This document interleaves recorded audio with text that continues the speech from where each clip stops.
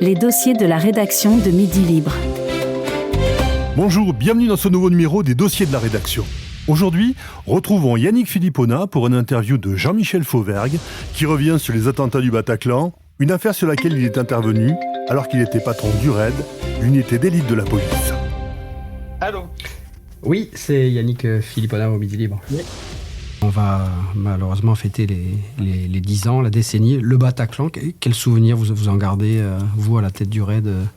J'imagine quand vous rentrez dans la salle, ça restera gravé à vie dans votre mémoire. Le Bataclan, contrairement à ce qui s'était passé quelques mois plus tôt à l'Hypercacher, on avait... moi, j'étais le chef de l'ensemble du dispositif et on avait appliqué nos stratégies, on avait travaillé là-dessus, etc.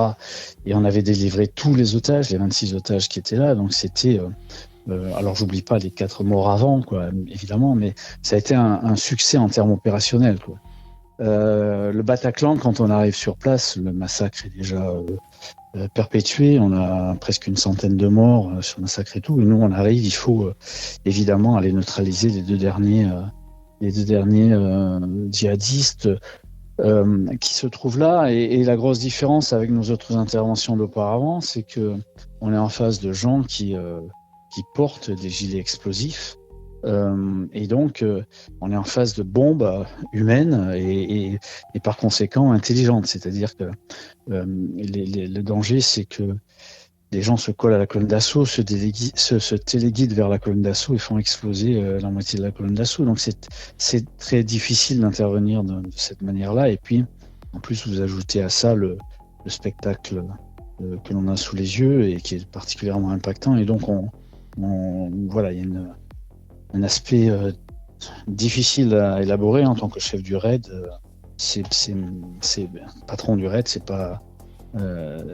pas évident et donc voilà, je peux vous garantir que, mais je l'ai dit à plusieurs reprises, ce jour-là, on est sur une scène de malheur absolu, d'effroi absolu, avec la mort qui règne partout et qui a ce son de vibration des téléphones, qui a cette odeur de âcre de sang mélangé à la poudre et donc l'intervention est particulièrement, peut-être pas techniquement, mais si techniquement parce qu'il y a les gilets explosifs, mais elle est particulièrement difficile psychologiquement. Elle a eu pour conséquence quand même que l'image du RAID a été renforcée, hein, dans ce qu'elle peut, vous l'avez dit, sauver des vies, qui est la mission première. Oui, je crois que j'en suis fortement persuadé, je l'ai ressenti très fort, et on l'a tous ressenti comme ça, mais c'est une image du RAID qui datait déjà de l'Hypercacher, c'est-à-dire que quand on est entré à l'Hypercacher, je dis on parce que je suis rentré aussi, le chef n'est jamais très loin de ses, même s'il rentre pas en première ligne, il n'est jamais très loin de ses hommes. Quand on était rentré à l'Hypercacher, on est rentré évidemment pour sauver les otages, mais quand on y réfléchit, on est rentré aussi pour faire en sorte de signifier que on est un pays de liberté et que nos vertus républicaines doivent s'imposer à tous et de rétablir la situation dans ce sens-là. C'est-à-dire que c'est nous les plus forts dans le cadre des libertés individuelles et des valeurs démocratiques que l'on a. Et donc voilà, le Bataclan, c'est un peu pareil aussi, sauf que le massacre est tellement vaste, tellement grand que la blessure est importante. Mais malgré la profondeur de la blessure dans notre société, on a quand même martelé le message que notre manière de vivre et nos valeurs seront les plus fortes et ça a été le cas puisque quelques jours après le Bataclan a repris ses spectacles et c'est une excellente chose, c'est une bonne chose. Ça veut dire que les sauvages n'ont pas gagné. Alors il y a eu quand même On en a parlé à l'époque, mais là ça se repose avec un peu de recul, 10 ans de recul. Le regret, c'est l'intervention, d'être arrivé avant, d'être un peu, vous l'avez dit, magicien. C'est ça. Comment on peut expliquer cette... Oui, c'était. On me l'a demandé à plusieurs reprises et je l'ai répété à plusieurs reprises. C'est la réalité des choses. On me dit qu'est-ce que vous auriez changé, etc. J'ai dit autant à l'hypercachère.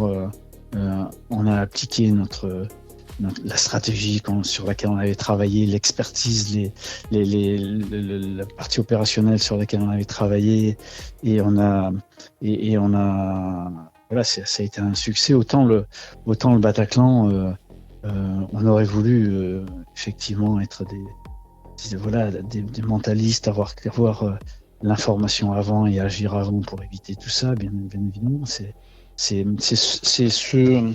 ce qu'on se dit après l'intervention, après cette intervention. En tout cas, c'est des amis à moi qui étaient sur l'intervention, donc des collègues et amis qui sont devenus amis se le disent. Et je me le suis dit aussi, hein, on a une concordance des pensées dans ce domaine-là.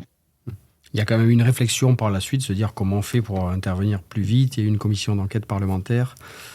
Vous pensez que ça a servi à se dire la prochaine fois Alors écoutez, je vais être très franc là-dessus, et n'ayez pas peur de le remettre. J'ai été parlementaire après. Oui, effectivement. J'étais parlementaire. J'ai donc participé à cette mission parlementaire du côté du chef du RAID.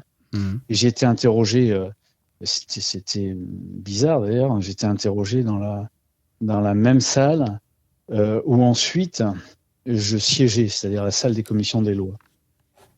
Et donc, j'ai été interrogé par cette commission parlementaire. J'ai ensuite fait des commissions parlementaires. Je peux vous garantir que les 9/10 des commissions parlementaires ne servent à rien. Mais alors à rien du tout. Si ce n'est quelquefois à caler des armoires dans je ne sais où d'ailleurs. Ça sert à rien parce qu'on n'en tire pas les conséquences. Les parlementaires font du bon job, font du bon boulot. Honnêtement, moi j'ai participé à la commission parlementaire de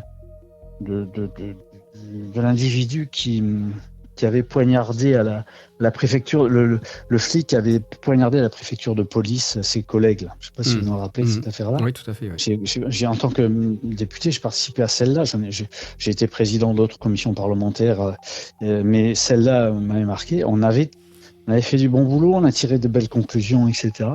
Elles sont très peu mises en application.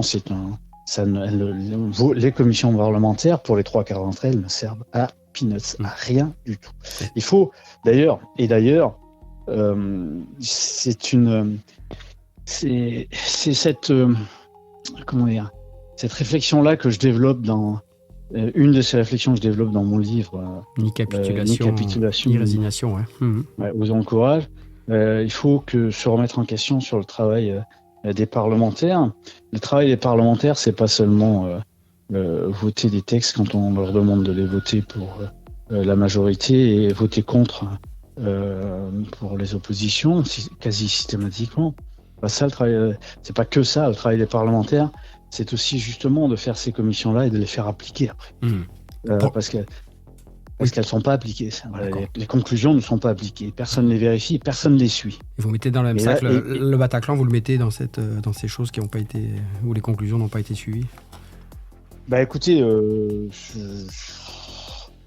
en tout cas, moi j'ai dit des choses dans mon édition au Bataclan pour travailler sur plus d'efficacité. Alors le Bataclan, on n'aurait pas,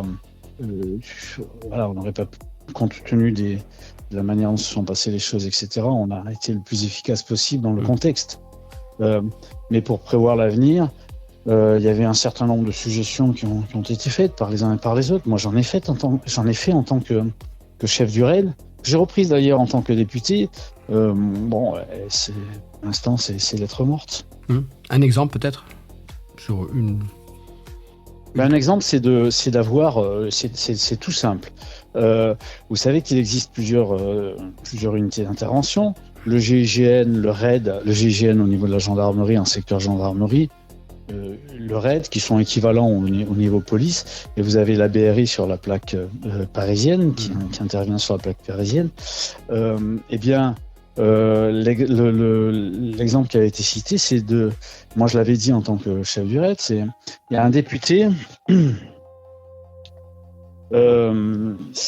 pense que c'est le Louche, si je me souviens exact, mais je à vérifier, qui m'avait dit, mais le RAID, le GIGN, la FIPN, la BRI, le GIPN, on s'y retrouve pas. Et je lui ai dit, mais monsieur le député, il m'arrive quelquefois, moi, de pas m'y retrouver non plus, mais le travail de simplification, si vous voulez le faire, c'est de votre job à vous, c'est de votre travail à vous. On peut aussi se poser la question de savoir pourquoi on a autant d'unités. Mais moi, ce que je vous suggère, plutôt que de tout casser ou de tout fusionner, etc., c'est peut-être d'avoir un commandement commun à l'image de ce